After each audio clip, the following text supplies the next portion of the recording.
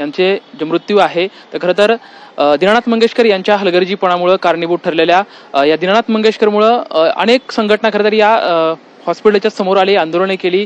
त्यामध्ये खरं तर भाजपा महिला आघाडीच्याही महिला त्या ठिकाणी आलेल्या होत्या, त्यांच्या माध्यमातून आंदोलन करण्यात आलं होतं।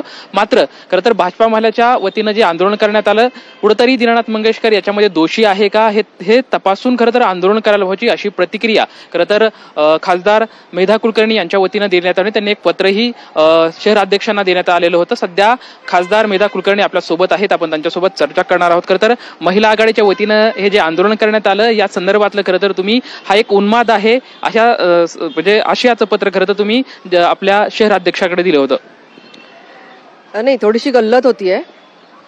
माझं म्हणणं एवढंच आहे की दीनानाथ मंगेशकरच्या आंदोलनाचा आणि डॉक्टर सुश्रुत घैसास यांच्या आई वडिलांच्या हॉस्पिटलचा काय संबंध आहे, माझं म्हणणं एवढंच आहे। दीनानाथच्या दारात तुम्ही आंदोलन करा, पक्षाच्या कार्यकर्त्यांनी आंदोलनं केली पाहिजेत असं शहराचे अध्यक्ष म्हणतात, पण ऍट व्हॉट कॉस्ट आणि हुज कॉस्ट?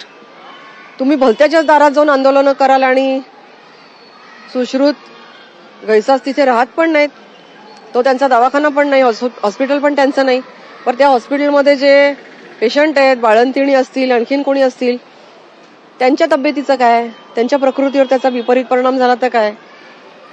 तिथे जाऊन समूहांनी जायचं, आंदोलन करायचं, आरडाओरडा करायचा, फेकायचं काय काय गोष्टी, तर हे चुकीचं आहे।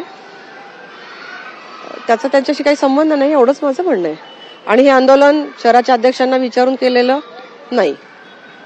शहानिशा करण्यासाठी आमचे वरिष्ठ समर्थ आहेत। जे काही निष्कर्ष निघतील त्यानुसार दीनानाथ मंगेशकरवर हॉस्पिटलवर कारवाई होईल, दोषी असतील तर कारवाई झाली पण पाहिजे।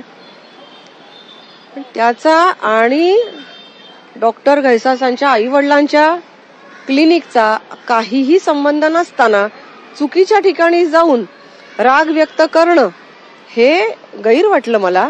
म्हणून मी अध्यक्षांकडे विचारलं की याच्याविषयी आपली काय भूमिका आहे आणि हे तुम्हाला विचारून केलं होतं का, याविषयी मी त्यांना पत्र लिहिलेलं आहे। खरं तर त्या पत्रामध्ये तुम्ही असंही म्हणलंय की दीनानाथ मंगेशकर मध्ये कधीही अनामत रक्कम घेतली जात नाही, मात्र सध्या जे कार्यकारी संचालक म्हणलेलं नाहीये। तुम्ही माझं पत्र म्हणजे मला माहिती नाही ते कोणाला कसं मिळालं, पण त्या पत्रामध्ये असं कुठेही म्हणले नाही की अनामत रक्कम, मी दीनानाथ मंगेशकरची बाजू पत्रामध्ये घेतलेली नाही।